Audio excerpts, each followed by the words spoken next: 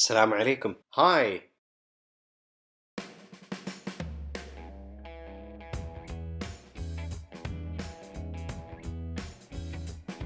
Hi, today I'm gonna show you how to change the oil of your car in front of your home. اليوم بعلمكم كيف تغير زيت السيارة في البيت. So the oil of this Ford is 5W20 and I bought the same oil viscosity which is 5W20.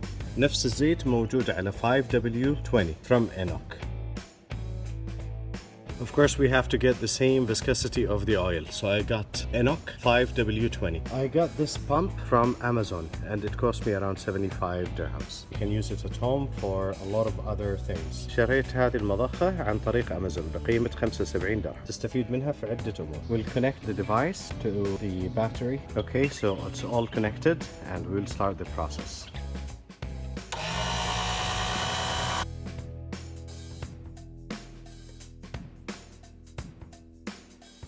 So now it's over and we will start filling up the oil. Now we will refill the oil into the car engine. And of course, the same quantity that we took it from the car, we will put it now back in and we will measure it to see if we need to put extra. Why I choose this oil? It's available and it's a good quality and it's very affordable.